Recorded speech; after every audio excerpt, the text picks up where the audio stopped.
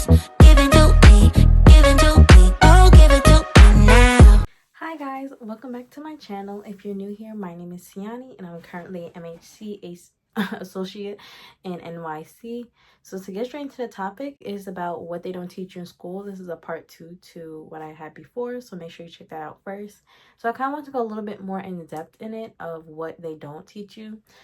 This is primarily for people that aren't in masters yet or they're about to get into their masters.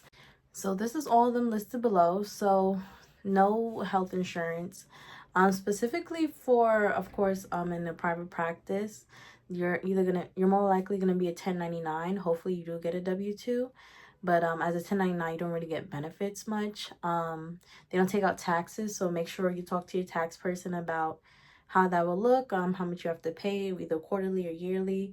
So you can always do that. But I know for salary there are times where you can get benefits, but there are times when they will just make you a 1099 as well. So then the next one is underpaid. So please advocate for yourself as much as possible. I have seen a lot of job postings where they're LMHC or an MHC associate and they get underpaid. Like I seen a job for LMHC, they was paying I think 40 or 50 each client, and that is kind of crazy in New York City because as a MHC associate in NYC, the range is about like 35 to maybe 45 or 50. I'm gonna just say that mostly. But for like obviously a licensed mental health counselor, you're expecting to see 60 an hour, 70 an hour, and depending on the insurance. So make sure you speak up for yourself or just don't apply. But if you see them lowballing you, please advocate for yourself. And that goes into workload and exploitation. Obviously, because you're straight out of school and you're trying to get your hours, they're more likely to give you more work because obviously they know you need your hours, they know you kind of need the job, so they're gonna do whatever they want. So please advocate for yourself. Your mental health is definitely important, so if you need to go to a new job, please do that. Do not stay. Some people don't mind working through it because if their workload is like maybe 30 clients or plus a week, they honestly don't care because they're gonna finish quickly. So it's up to you if you want to go through or not, but just know, obviously, even with interns in general in any career, as an intern, you're going to have a huge workload or just be exploited due to the fact that you're an intern and you're not really with the company to know better. So yeah. Then there's financial and time reality. They definitely do not tell you this in school. Financially, there might be some low pay depending on how many clients you take on, and if you go to private practice or salaried. If you want to know the difference with that, check out my other video. And then with time reality, of course, there can be some delays. Not everything is master's for 2 years, bachelor's for 4 years, and this and a third. I think it should be a bit more talked about. When you're talking about time reality, now you're talking about, oh, there's a chance that you might not get your internship, not your internship, but a job during that time period to get your hours, or how long it takes for the state to approve your permit to start the job. And then when you got all your hours, how long it takes again to process and get approved for your license. So there's that kind of time reality where it's like there is a long time between waiting for the state to approve for it, then the onboarding, and then you start your job. And they don't talk about there's, of course, summer and winter ruts where it's kind of hard to find clients. So I wish that was a little bit more talked about. I wish there was less focus on the theory and more so on interventions, notes, billing, insurance, marketing. Definitely marketing. I think that's a great thing to have. Even if you're not planning on having your own private practice, there are some jobs that ask you to market yourself. And it's like, I don't even know where to start or how to go about this. I have seen jobs like that. I haven't taken jobs like that, but I have seen their stuff like that. I wish they would talk a bit more about pricing when it comes to insurance. What are the good ones to have, how long they usually take to get approved for if you want to have a private practice. A bit more information on billing, of course, and notes. They talk about like soap, but like they don't really get into too much of what notes are. Like they give you the standardized version, but they don't tell you what to incorporate in the notes to make it easier for yourself, especially for people who are like storytellers and it takes them so long to get to the point, and it just makes it harder for them in the working field to learn how to shorten those notes, because the less detail, honestly, the better. So, and just focus more on what interventions you used rather than what was done in the or said in the notes. I mean, in the session. And yeah, there's so much talk about like the theories of Adler, the Gestalt theory and stuff like that. But like, it's not much emphasis on the intervention. I feel like obviously the most important is empathy and just listening, to be honest. But I wish there was more emphasis on the interventions rather than the theories, to understand like what technique to use rather than what theories to be like. Like, I feel like there should be less emphasis on your specialty and more on what interventions you use. Because I was like, oh, what's your specialty? But it's like, shouldn't it be what's the best interventions you use? Because there's always CBT, and I'm tired of CBT. Like, it do make sense, and it honestly 9 times out of 10 it's what you're using in therapy, but it's like, I don't want to always use that, but you're always using it because it just makes sense. Like, everything literally falls under CBT, but I feel like because there's not much extension talk about intervention, it's like your default is always going to be CBT, and you might be using a different intervention but not knowing it because all you really heard about is CBT. So I think that's pretty cool. I wish there was a little bit more emphasis of EDMR, of wanting to go out and learn a specialty in that. I think EDMR is really important to learn, and that is something I do want to learn in the future. I'm thinking about it, but I do think it's important to kind of talk about the outside trainings you can get that can be helpful in the field. The huge importance of having a good supervisor. Like, the supervisor is supposed to make your life easier. They're helping you when you have a bad day. You could talk to them about it and they can help you with that. Having a good supervisor is just, it's just so helpful. Like, I am so happy with my supervisor. She's so helpful. She listens to me. She gives me good advice and make me think of things I never thought of. So I really do appreciate her. So just having a good supervisor really makes all the things you're learning in the field a bit more supportive and easier. Of course, there's an emphasis on support system. Please have that during this time when you're learning, because that goes into the second bullet point of imposter syndrome. I really wish they touched upon this in school. I wish they touched upon us feeling like we're not good enough, or feeling like we're doing something wrong, or maybe I should never said that, or, you know, just piling down on yourself like you're not a good therapist. Like, it's so true when you're starting something new and you're not sure of how to really go about it, or you're trying to do your best but you still feel like, I'm still an imposter, but you're not. You're doing your thing, but you're all in your head. So I really wish they spoke about, like, you know, that would happen. You're valid for feeling that way, and, you know, let's find a way to work through that. But they would just touch on self-care, but they're not touching on why we need self-care. They're telling us, oh, you know, have self-care and do this and do that. But I feel like the reason why is super important, and the why is because you can get imposter syndrome. And you're learning new things, so you have to make sure that you're not taking things personally, taking things home with you. You're not throwing out what happened in your day onto another person. So it's really important to have self-care, and it's really important to have a support system during this time when you're feeling like an imposter, or times where you feel like you didn't do well, because there are going to be times where you're going to fail in a session maybe, or you're going to say the wrong thing, or there's something you regretted saying and stuff like that. It's going to happen. So having a good support system, a good supervisor, and just self-care is just super important. I'm not gonna go into what self-care look like, because I feel like it's so known that it's really out there. You can just research it, and it's all about what self-care looks like to you, because for some person it might look like running, but for you it's really sleeping, and that's okay. You know. Another thing is, use your student ID for everything. Use it. As a student, you get so many things that they don't even talk to you about. Like, obviously technology for like getting an Apple laptop and this and that third is cool, but you have to get a counselor malpractice insurance, and it's cheaper when you're a student. So line it, or even like when you're first beginning, so line it up properly so that when you're almost about to be licensed, you already upgraded your malpractice insurance so that you don't have to look at it for another year.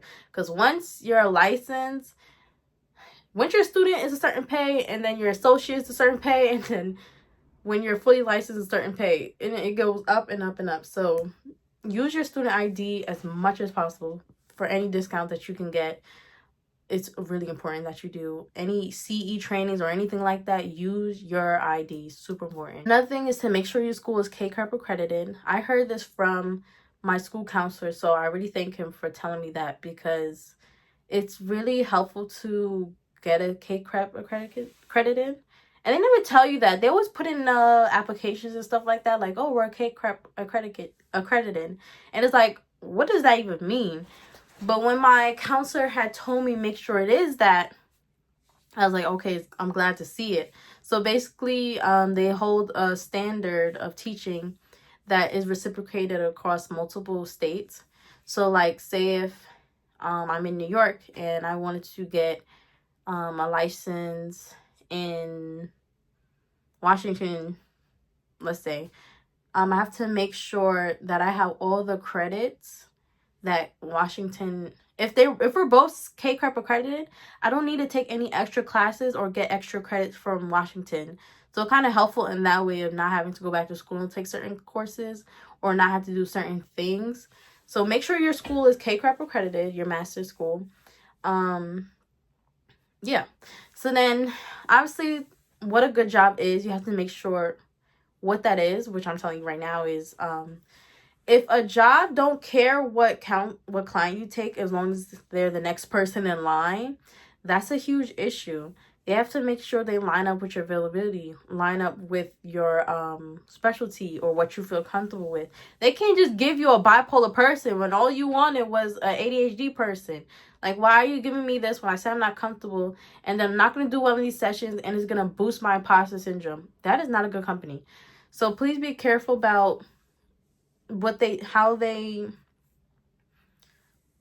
give you as a client. Make sure your availability does match, because they will really do that. Like, they're like, oh, here, take a new client. It's like, I don't have any availability for that. Why would you give me that? So there's that. And making sure that the make sure the job doesn't, and definitely see how a job defends you. There are going to be irrational clients, of course. So you have to see if your job is the type to blame you entirely, or kind of have a little bit of empathy for you, or be like, I see what you do there, and I see what the client, like, maybe the client was overreacting, or maybe she wasn't, but I'm not about to be hard on you, because at the end of the day, you're still learning, and it's all right. So it's nice when a job can defend you and be there for you. Not in the terms of, like, they're going to hold your hand, but they don't make you feel worse for what you did, you know? Of course, they're going to tell you, like, make sure you don't do this and stuff like that. But a heavy hand, it's a bit too much. But then again, it all depends on what kind of job you care for and don't care for. For me, I think it's nice when a job defends me. If it's a rational client, if it's a client that tends to yell at you and be harsh with you, they're okay with me taking them off my caseload. So if they were like, oh, they yell at you and that's it, that's not enough reason for me to take them off. It's like, you're not defending me, you're literally boosting my imposter syndrome, and you're boosting my anxiety, and I don't like it. So think about stuff like that. So that leads to the next point is, they don't teach you in school on how to handle mental health crisis, or if a client stalks or harass you. As much as it's good to have a great supervisor, they're there for you after it happened. Like, of course you can ask these questions, but you don't think to ask them until it happened. And it's like, I wish school in general, luckily your company maybe might tell you, maybe not.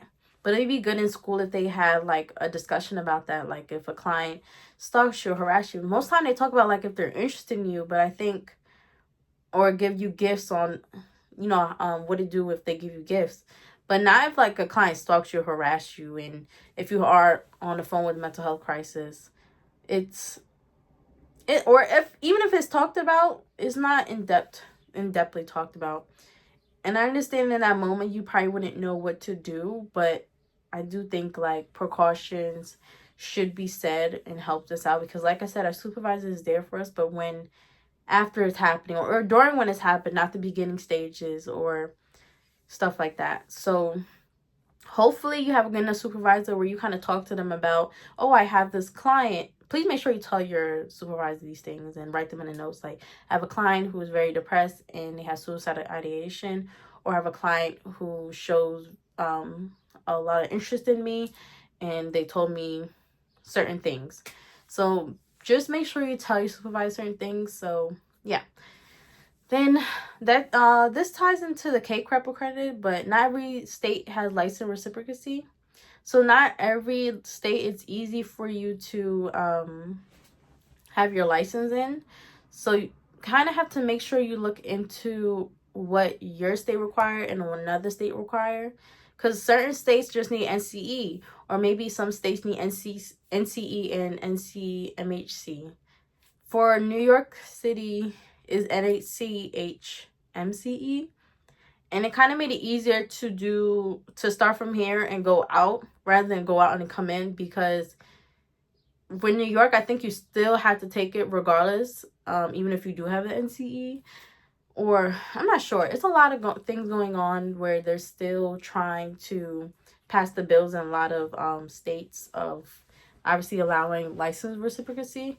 But I'm kind of mad it never been happening. This whole time I'm thinking like if we're licensed here, we're licensed everywhere, but it's not like that at all. Which is kind of understandable, because there are things you need to learn differently about a certain state. But I don't know. I still don't think it makes sense to not have that. Then lastly, of course, is what client progress actually looks like. I feel like obviously in testing and in having like, those examples in classes on what have a client and the counselor role play. And it's like, and it gives instant gratification. So you're automatically thinking, the progress is going to look quick. I probably won't have them for that long. Or I don't understand why you see therapists with a client for 3 years. Like, what are you doing with them for 3 years? And it's like, because progress can be slow. It can be really slow. And not every session you're talking about therapy. It's really what it is. Like, I noticed that as you start to be in therapy. You start to notice that as you get into the field, that there are people that just want to talk about their day. Some people just need someone to listen to them, an unbiased opinion, or they don't have a good enough support system to vent about something, or anything of that sort. Like, so not every session is going to be about therapy. You can always bring it back to therapy, like, oh, how do you feel about your friend's situation? Do you take any values from it? Does it affect the relationship you have with them? Stuff like that. Like, of course you can bring it back, but it's not always going to be a groundbreaking experience every single time you have therapy, or the gratification won't come until like a year later, and it's probably just the bare minimum, which is okay too. Like, it doesn't make you any less of a therapist. And that's where the imposter syndrome come in as well, when you're like, this client won't make progress as much as they want. And it's like, come on now. Like, am I just that bad? Like, is my therapy session not working for them?